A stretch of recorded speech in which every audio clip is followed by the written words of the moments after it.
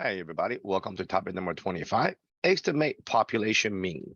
So far, what we learned from the central limit theorem is that we can take lots and lots and lots of samples, and all those samples produces a sample mean. So with all those different sample means, it eventually becomes it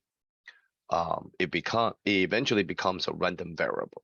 So with the central limit theorem, with the mean and the population proportion, we learned that eventually those random, the mean of the sampling distribution of the sample mean, eventually it becomes the true population mean. So if we continue with that topic, here in this 25, we're gonna learn how to estimate the population mean. Okay, so the best point estimate, okay, for a population mean is, for the population mean is actually your sample mean. So a point estimate is a value that estimate the population parameter. Okay, so I hope you remember that word parameter. From the beginning of the semester, the parameters are referring to as numerical value describing the population, such as population mean, population proportion P, and population standard deviation. So X bar, the sample mean, is the best point estimate for the population mean. P hats, we learned P hat from the previous topic. P hat, the sample proportion, is the best point estimate of population proportion. So this thing called the confidence interval, okay? So in order to estimate the population mean, we need to take a look at this word confidence interval. A confidence interval for an unknown parameter is an interval of numbers that contains the parameter, okay? So a confidence interval, so think about on the number line, and the word interval means from somewhere to somewhere, okay? So what we're gonna try to do here is come up with this number and this number, okay? So the interval, the confidence interval, is an interval of numbers that will contain a population parameter. So my population parameter, such as population mean, will be somewhere in between these two numbers, okay? So that's what we're trying to do, trying to estimate what the true population mean is, okay? So we know it's kind of hard to find the true population mean, but this particular topic kind of shows us how to estimate, what that true mean may be. All right, the level of confidence is the expected proportion or percentage of intervals that will contain the population parameter if a large number of different sample is obtained. Okay, it is denoted as 1 minus alpha times 100. So for example, a 95% level of confidence where alpha is 0.05. So what is alpha? Well, the last time we mentioned, we heard the word alpha is probably about, area to the right, okay? So alpha 0.05 is 1 minus, right? Is 1 minus 0.5 giving the 95%. So in a minute, you will see alpha are the areas, okay, of the tails. So 95% level of confidence means that if 100 different confidence interval are built, constructed, we are expected that 95 of those interval, if I construct this number line here is interval 100 times, we expect that 95 of those interval include the population parameter, like the population mean, and 5 of them do not. Okay, so a 95% confidence interval means, so let's say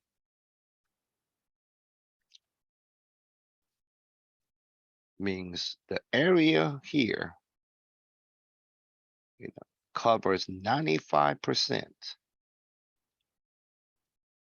This is 95% confidence interval.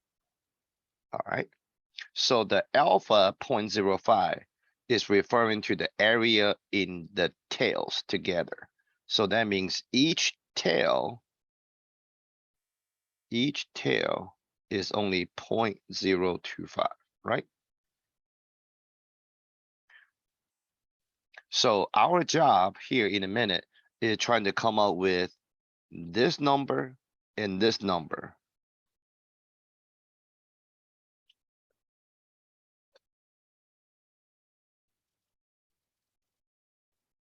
Come up with this number and this number.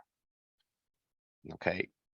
And within it is my 95% confidence interval.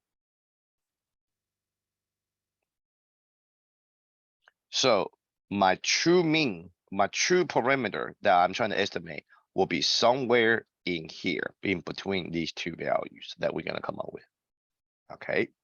So confidence interval 95% covers almost the entire normal distribution, right? So as we get closer towards the middle, as the confidence interval decreases, right? Then we can actually, we can pinpoint what the true parameter is. All right, this thing called the margin of error is the largest possible distance from the point estimate that a confidence interval will cover. Okay. So the point estimate, is somewhere, the best point estimate we have is gonna be right here in the middle. Oops. The best point estimate is gonna be in the middle. So the margin of error, so let me just use the best point estimate like an X bar, for example. The point estimate is the distance. It's the largest possible distance from the point estimate to that confidence interval will cover. So this right here, this distance right here will be the margin error. This is another margin error. So the confidence interval estimate the population mean. It has a form of taking the point estimate plus or minus margin of error. Okay, that actually creates this confidence interval that helped me to identify what this point is, what this number is that I'm trying to come out with, and what this number is right here. All right, this is a general form. Okay, so the X bar here are my confidence interval. My true population mean is somewhere in between my two numbers right here. Okay, so if you look at this thing on the left, okay, your point estimate minus the margin of error. So this part is the margin of error. The other side is point estimate plus a margin error. So the margin error is referring to this little distance. Point estimate to plus a margin error give me the what we so called the upper bound. So the first number on the left is called the lower bound. The second number I'm going to come up with, point estimate plus a margin error, is called the upper bound. My true mean will be somewhere in between my lower and upper bound. Okay, my true mean will be somewhere in between. All right, the sample size need to be greater than or equal to 30. 30 is the metrical number. If the sample size is more than 30, then the underlying graph will probably be normally distributed. Or sometimes it will tell me population is already normally distributed. Okay, so let's learn how to find this thing called the critical value of Z. All right, so before we can find this upper and lower bound, we need this number right here. The Z sub alpha over 2. That's considered as that is called the critical value of Z. All right, to find the critical value of Z sub alpha over 2 for 80% confidence interval. Okay, so that means, all right, so that means, okay, right here, right here. So I'm trying to find the critical value of Z. So this place here in the middle, this area in the middle, let's say that's 80% confidence level.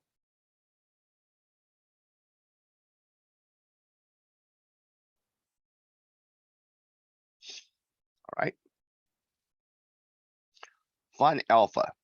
So 80% confidence level, that's called C level. Confidence level is 0.8. So alpha are referring to the area of the two tails outside the confidence interval. So my alpha here got to be 0.2, right? Because the whole thing, the whole area under the curve is 100%. Find alpha over 2, which is area of each tail. So that's 0.2 divided by 2, which is 0.1. Okay, area of each tail. This tail is 0.1. That tail is 0.1. Okay, so we know the z-score on the left got to be negative. The z-score on the right is positive. Okay, from the previous topic we learned, because the center is where the mean is 0. So the left side z-score is negative. The right side of the mean, the z-score is positive, right? So let's find the area of one tail. If I can find the area of one tail, then I would know what the other, excuse me, if I can find the z-score from the area of a one tail, then I should know the other z-score, which is gonna be the opposite sign.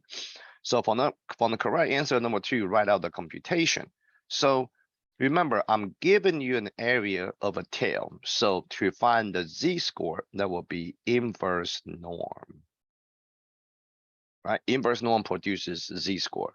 Area to the left, 0.1, right? Comma, 0, comma 1. So let's put in a calculator. So what are these two critical values? So second distribute. All right, number 3, 0.1, layer to the left, comma 0, comma 1. Let's round to 3 decimal places. So that's negative 1.282.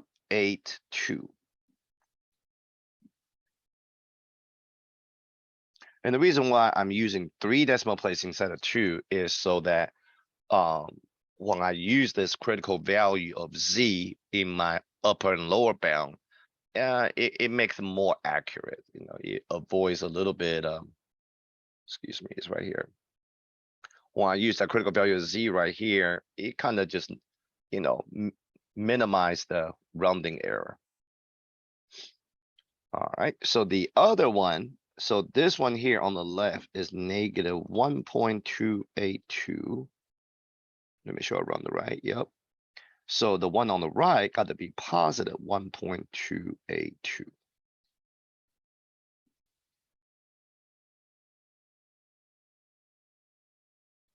Okay, so these are your critical values. Well, always one negative, one positive. Okay, so let's see how we can construct this confidence interval. Make sure we verify the sample size is bigger than equal to 30 or population is already normally distributed. Your best point estimate, the mean of the sampling distribution of the sample bar is going to equal to the X bar. Okay, X bar is the best point estimate. All right, for your population mean of the sampling distribution. Find the standard deviation of the sampling distribution. So this is something similar, right? We already seen this from before from the previous topic. Find the critical value of z, so alpha over 2, and then we write out the bounds. Okay, point estimate plus or minus critical value times the margin of error, which is sigma, excuse me, critical value is part of margin error, times by the standard deviation divided by square root of n. Okay, so I'm gonna, in a minute, I will write out this, based on the formula. So let's say an economist wants to estimate the mean per capita income in thousands of dollars for a major city in California. Suppose that the mean income is found to be 19.1 thousand.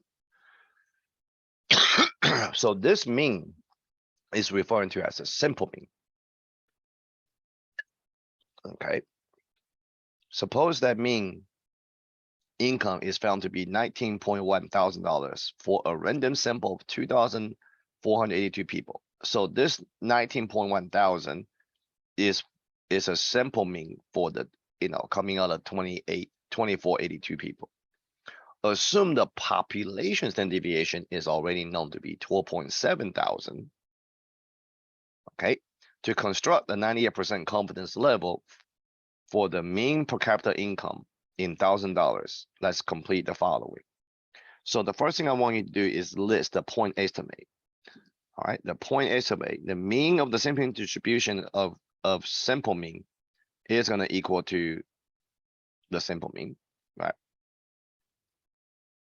So the true population mean, the best point estimate is the simple mean, which is 19.1 thousand. Population standard deviation is 12.7 thousand. Sample size N, 2482. All right, confidence level, your C level is equal to, I'm doing a 98%, 0.98. Therefore, alpha, the area of two tails, got to be 0.02, right? 98%. 1 minus 0.98 is 0.02. And the alpha over 2, the area of each tail, got to be 0.02 divided by 2, which is 0.01. All right, so let's find the critical value of zeta alpha over 2 for the 98% confidence level. So just like what we just did with the previous example. So far, let's say this is 98% confidence interval.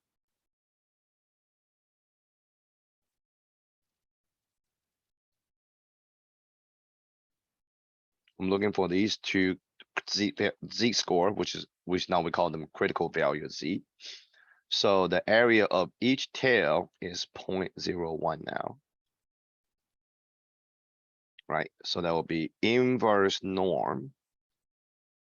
Area to the left of that Z score, 0.01, comma 0, comma 1.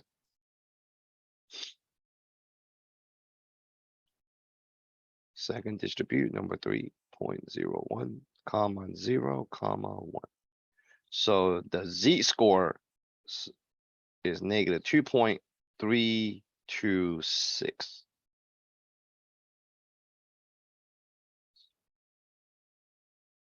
So your critical value, the one on the left is negative 2.326.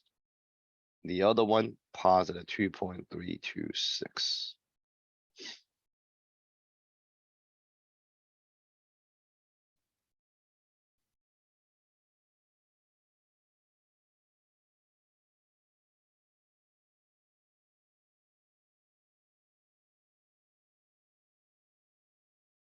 And positive.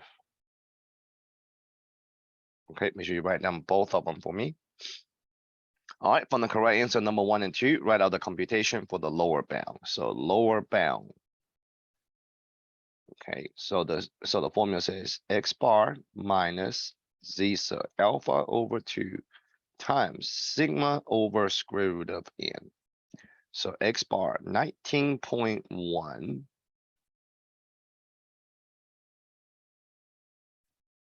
minus my critical value 2.326, right? So this is negative because this critical value is negative.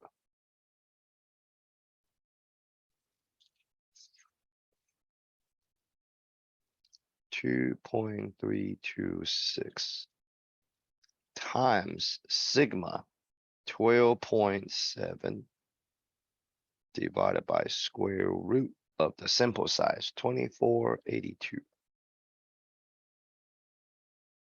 All right, for your upper bound, same thing, except it's a plus sign because upper bound is on the right side, right? So that critical value of Z is positive. So 19.1 plus 2.326 times 12.7 over square root 2482. Okay, so let's find our upper bound. Okay, so let's see what this number is, what this number is. So in the middle, I'm trying to construct a 98% confidence interval.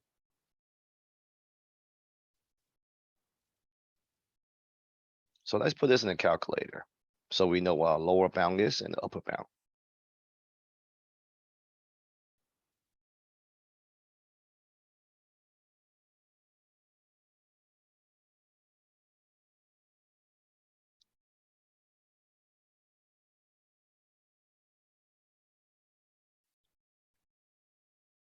All right, 19.1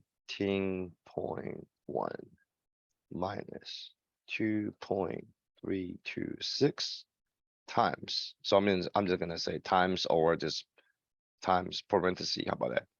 All right, the numerator is one term, so there's 12.7 straight up divided by the bottom is a square root.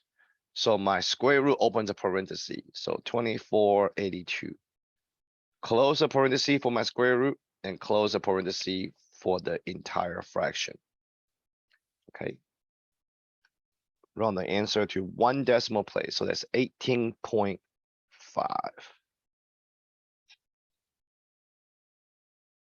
So that's 18.5 thousand.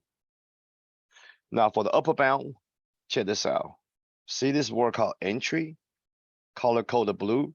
So if I press second entry or second enter, that bring back what I just entered. I'll go up and replace that minus sign with a plus sign. There you go, upper bound. 19.7, right? There you go.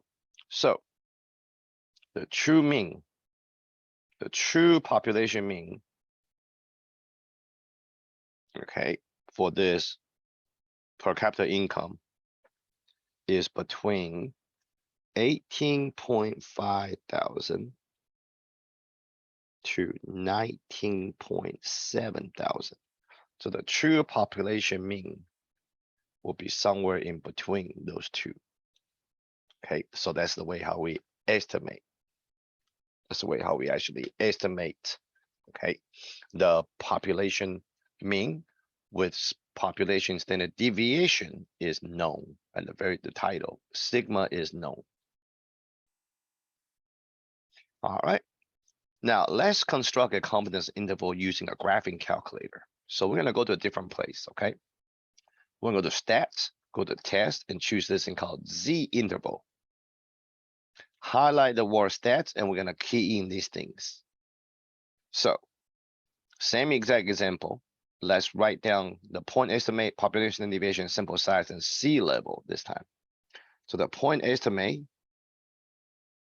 is your simple mean, 19.1 thousand. Your population standard deviation, 12.5, 12.7 thousand. Sample size, 2482. And your confidence level, 80%. So that's 0.8. Oh Lord, I had a typo here. This is 98%. Okay, these are 98%. I'm doing 80% right here. Okay. So this time, this is only 80%.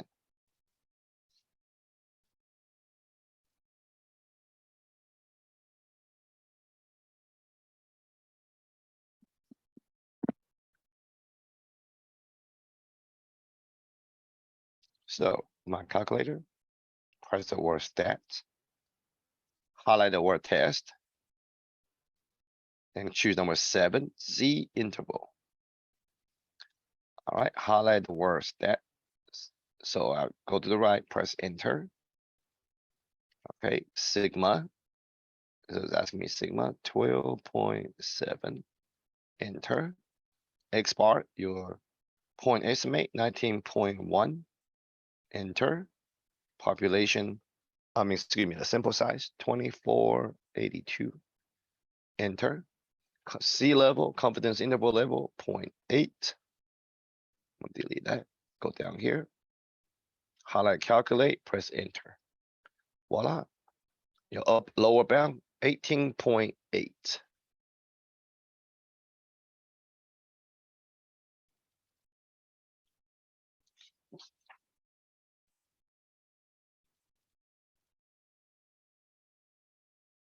Your upper bound,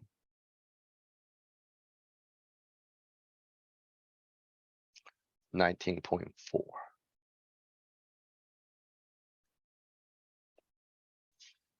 Okay, a little bit different than what we come up with up here. And it's slightly different because I'm using a different, confidence level. So we can say I'm 80% confident that the true mean. I'm 80% confident that the true mean is between 18.8 thousand to $19.4 thousand. It'll be somewhere in between. All right. So your homework, very basic, definition, question 1 and 3. Question number 2, which is the best point estimate for population mean? So this is a multiple choice. So just follow what we did earlier, okay? Answer these questions and make sure you use the graphical equation when you enter the answers. So this one, I think I want you to enter the computation before you figure out what the up and lower bound. And the last question, I didn't ask you to do it one with a graphing calculator. No, not for this homework. So a calculator is pretty easy, pretty straightforward. All right, so just do, the question number 5 is a big one where you're gonna make sure you type out your lower upper bound before you compute. All right, so just real quick showing you how to estimate, okay? Estimate population mean, okay? Where sigma is known using our point estimate and the critical value of Z. Thank you for watching.